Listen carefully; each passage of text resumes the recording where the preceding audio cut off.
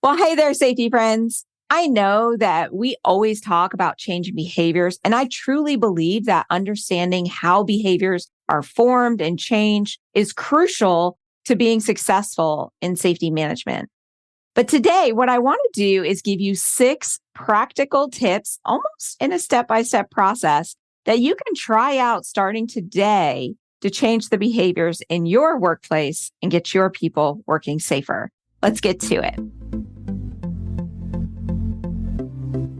Hey there, safety friends. Welcome to the Safety Geek podcast.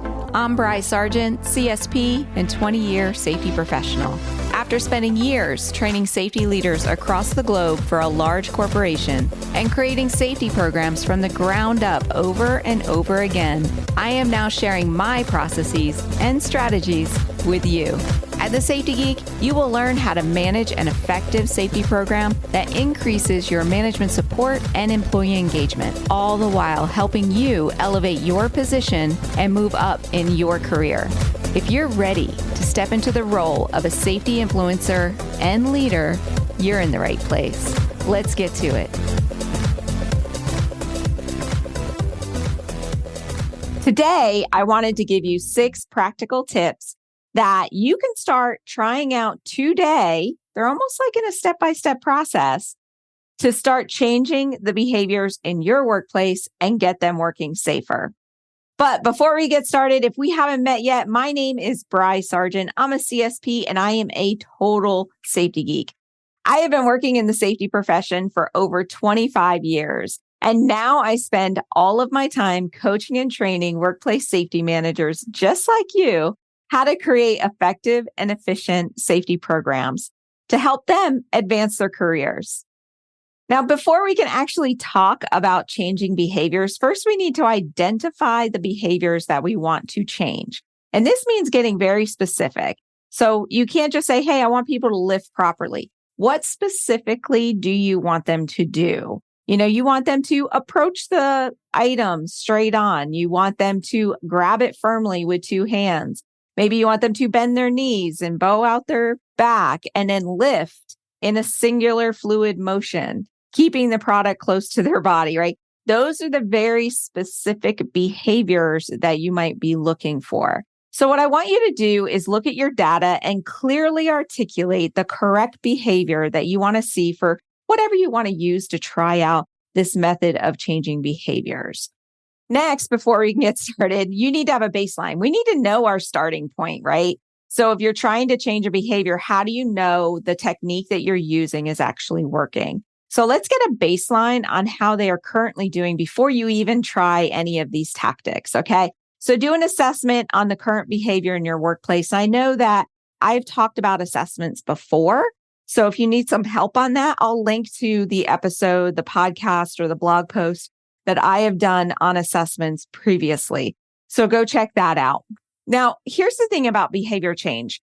Behavior change is different based on the person and the situation. I can't just give you one tactic to change behaviors and it's going to work for everybody. So what you need to do is try things out for different people. Now, there are ways to change behavior that may change multiple people's behaviors. So the idea is that we start with the techniques that will change the most behaviors, and then we narrow it down and get down to the one-on-one of what specifically would get them to change. Okay. So out of all of these techniques I'm giving you, what you need to do is just try one, measure the results against your baseline, and identify who isn't changing their behavior, and then try a different tactic on those people who haven't changed their behavior. So for example, let's say that you use my proper lifting as an example and you do an assessment and your assessment shows that 70% of the time they are, moving their feet while they're transporting their load, whatever it happens to be. If they lift something up and they go to put it down, they're not twisting while they're lifting, they actually move their feet. Let's use that as our tip. So you follow these steps and then you go back and measure it. And now you can see that half the people are doing it and half the people aren't. So know who those half are so that way you can try the next tip and go, hey, did this work on those people? So when you go do your next measurement, you just measure those people, right? So the whole idea is just to kind of get an idea of what's working and identify who's changing behavior and who's not, and not to pinpoint them out. And it's more of like for a measurement. So that way, you know whether or not something is working, because you don't just want to throw spaghetti at the wall and hope that something sticks. You want to actually know, like, this technique worked, because if it works with whatever behavior you're testing, like proper lifting, it'll likely work for lockout tagout. It'll likely work for machine guarding. It'll likely work for hazard communication. Whatever safe work practice you're doing, you can then have a process of how you actually get those behaviors to change. Alrighty. So that's all your pre-work. You got to have your specific behavior. You got to have your baseline results, and you have to understand how we're measuring success. All right. So tip number one, or tactic number one, what you're going to do is first make sure everybody is trained on the correct behavior. I know you've been doing training for a while. You've been like training out the wazoo in order to get them to change their behavior, and they're not. But let's kind of make a twist on this training. Let's do some training that is done in a very memorable way. And I do have a document on this that you can find in the All Access resource page. If you're on my email list, you have access to that page. If you aren't on my email list, just go to thesafetygeek.com/5 ways, and I'll send you a link to that page. But it's on there, and it's called like something about the 5 ways to make people crazy for safety or something like that. It's got a funky name, but in it is ways to actually make your training memorable. So what you don't want to do is say, hey, I've trained them because I showed them this video, or I trained them because I showed them this PowerPoint. You need to do something that's like role playing. Role playing is one of the key ways to make your training memorable. We all hate to do it, but it's actually one of the best training techniques out there. You can also do physical examples of what you're wanting them to do. Like taking them out, if we're doing lifting, taking them out to where they would be lifting the product and do an example of them lifting the product properly. Or any shocking demonstrations. So you see this with fall protection a lot, hazard communication, things like that, where you can do some shocking demonstrations that, hey, you have to do it this way, or this awful thing can happen, or this surprising thing can happen. Whenever you make your training memorable, it's a lot easier to change that behavior, because one of the reasons people stick in their old ways is not just complacency, but it's just habit. And in order to change the habit, you have to get them to change that belief, and they have to see things in a different way. So you just going on and on with a toolbox talk or a PowerPoint or anything like that is not going to get them to change. So switch something up in your training, make it memorable, and that would be tip one. And then after you do that, do a measurement to see how well that behavior change stuck. Okay. Now, tip number 2, I want you to select 1 or 2 employees and ask them to do a follow-up training. So let's say that you were doing a proper lifting demonstration training, and then you were measuring your results. You would pick 1 or 2 people, preferably people that didn't change their behavior, and ask them to lead a follow-up training. This would be something that they would do maybe at their pre-shift meeting, at a team meeting, at warm up for work time, something where everybody's together. You give them all the tools to be successful. You talk them through it. You stand by them as they do it, but you want employees to actually give this training, and ask them to share stories, like things they've heard or things they've experienced. So have a little discussion with them beforehand. It only has to be, a 5 to 10 minute training. But when you have employees do it, it switches your training up. But then guess what? These 2 employees that hadn't changed their behavior, they're now teaching it. And one of the best ways to change a belief is to actually teach the new belief.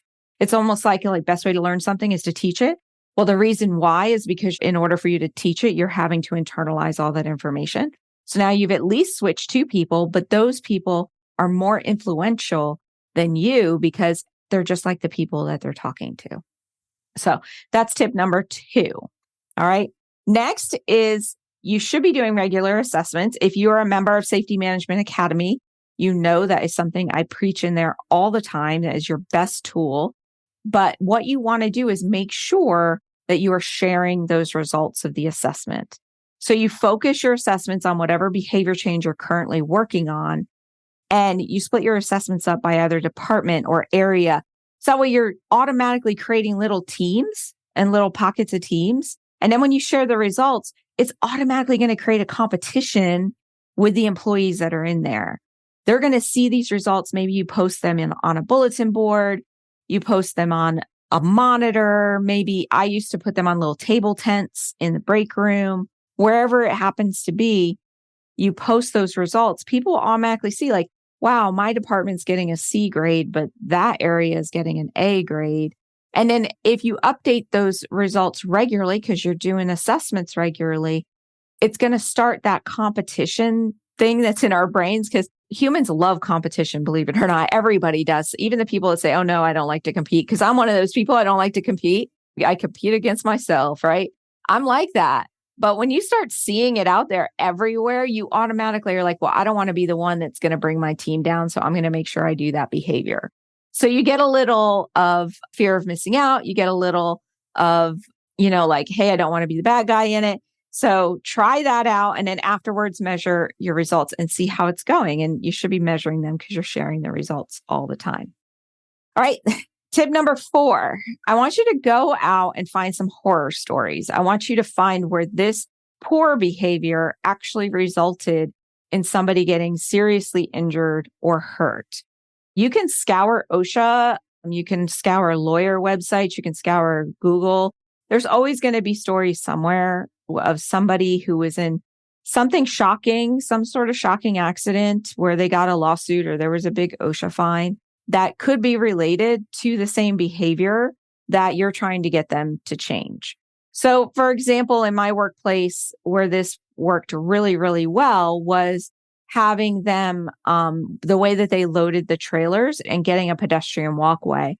We weren't having pedestrian incidents, so nobody really thought much about it, but it was something I was nervous about. And I shared a story of how a worker actually got asphyxiated because they got squished between 2 pallets, and the forklift operator never even knew there was a person there.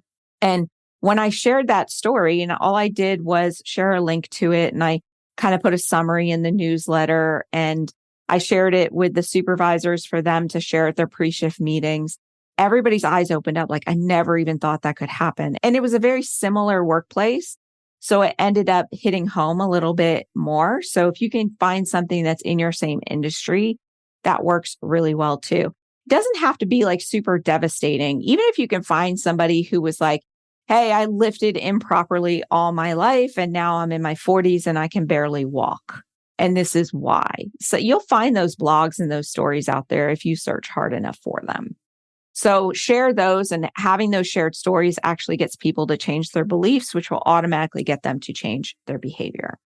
Now, at this point, in these 4 tactics that I've shared with you, we're pretty much addressing like big scale. You're doing it with everybody. It's to get the low hanging fruit of behavior change, I guess you can say. But now I want to give you a couple tips on getting the stragglers, because you're always going to have a couple stragglers that just refuse to change what they're doing, right? So tip number 5 is creating a small working group on safety issues. So it's almost like my episode where we talked about creating a Kaizen. So create a small work group and say, hey, I want you guys to review the safety issues. You can tell them the goal is to stop blaming the person, right? Because that's what everybody does. It's an attribution error. We automatically blame the person as doing something wrong instead of the situation that created them to do that behavior. And then we want them to see the behavior as an issue. So that's what you kind of like put in their minds as they're looking at everything. You go, hey, we want to stop blaming the person. We want to look at what behavior and why did they do that behavior and how can we make sure they don't do those behaviors. So it's not necessarily like an accident investigation where you're like, what can we as a company do to stop accidents from happening, which is usually an engineering control or something like that. It's about figuring out why somebody does a behavior. All right. So then what you have them do in this small working group is review accidents that are related to that behavior and ask them, without seeing the accident investigation, to come up with their own root causes and their own corrective actions related to behavior. Like, why did they do this behavior? You can also have them, instead of doing accident reviews, you can have them review JHAs that are related to the behavior and say, look, we're not sure if these JHAs are working or if they're accurate. This is the goal of a JHA. Can you please review it and update it? You can work with them on developing training or awareness materials or improvement programs. You can show them the trending data and say, hey, we as a small Kaizen, we want to work on creating improvement programs, right? And the idea is that the people that you have in this group are a mixture of like half the people that aren't doing it right, maybe half the people that are doing it right. So you get them working together as a team to try to get those stragglers that are still doing the behavior. You can even share assessment results with them and say, how can we improve these assessment results, right? And the last tip to get those stragglers is one-on-one coaching. It is literally going up to each individual person and talking to them as an equal and discussing with them like what you're worried about, what you're seeing. And maybe even at this point, it might be like the fairness that everybody else is doing it right and they're not. But what I like to share with them is like other people are watching you. You're likely experienced, especially if it is an experienced person, you're likely experienced, you're likely going to be fine, but other people are watching you and they're learning from you. So wouldn't it be awful if somebody followed your lead and they got hurt? That type of thing. You see this a lot with senior employees that have been there for a long time, the 20, 30 years. And they're so experienced. And to them, they're like, oh, those accidents are going to happen. These cuts are going to happen. People are going to break fingers or strain backs, But getting them to understand that that doesn't have to be the case anymore. Our technology is way better, but people are watching you. You might not be worried if you break a finger, but a 20-year-old is. And then another trick that I like to do in my one-on-one coaching is saying, hey, I'd love for you to try it for a day. Just all I'm asking you is try it for a day or try it for 2 hours, right? And then I'm going to come back and check in with you. So this works really well with proper lifting because so many people think that the way they're lifting is more efficient and easier and all of that. But what they don't realize is it's causing them to go home tired and sore and in pain. And that just builds up over time. So when you get them to try it your way, maybe moving things further apart to force them to take the steps and not twist, or have them take that extra time and they realize like they were just as productive as always, maybe even more so. And they felt better at the end of the day. They weren't as tired, right? So doing that, like, please just try it and then let me check in with you. Okay, then now try it for 2 days and let me check in. And you could be my case study as if this procedure works, right? You can even play in those words with them. It's like, hey, as you're doing this, I'm recording all of this down because you're my case study for me to help develop training for new employees, whatever it happens to be. So those are 6 steps. And as you can see, even though they're all individual tactics, I kind of feel like they play together in a process, training, follow-up training, assessments, getting employees more involved. And honestly, there's tons of ways that you can change behaviors in the workplace. These are just 6 of them, but it is a very good start to changing behaviors. But what I want you to remember as you are trying this out is that behavior change comes slowly, and it comes from a change of an internal belief. This is why some people take forever to change their behaviors, and some people, they do it on a dime, right? It's because it's however quickly that internal belief can change is how quickly the behavior will change. And there is a time for disciplinary action as well. And yes, giving them write-up and holding them accountable to following policies and procedures, it is going to work. It definitely in the short term, all research has shown that negative reinforcement does work in the short term. But the goal is to get them to do their actions safely without a threat, without you being there, without them worried about their job, and to keep that positive relationship with that employee. And it only happens when they believe inside their head, like their internal belief is that following your JHA or following your safe work practice is the right way to do it and the best way to do it. So as you're looking at behavior change, you need to always consider, am I creating that internal belief, and am I going to get them to believe the way that I do? This is what influencers do. So try it out. I would love to hear how it works for you in the comments. If you haven't subscribed to the podcast or the YouTube channel yet, be sure that you do. We're trying to get on a schedule of updating every 2 weeks. So please subscribe, and I will see you in the next one. Bye for now.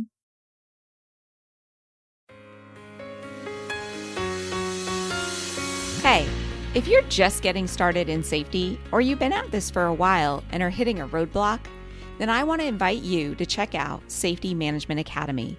This is my in-depth online course that not only teaches you the processes and strategies of an effective safety management program, but how to entwine management support and employee participation throughout your processes. Are you ready to finally understand exactly what you should be doing and ditch that safety police hat forever? Then you have got to join me and your fellow safety scholars over at Safety Management Academy. Just go to thesafetygeek.com/SMA to learn more and to get started. That's thesafetygeek.com/SMA. And I will see you in our next students only live session. Bye for now.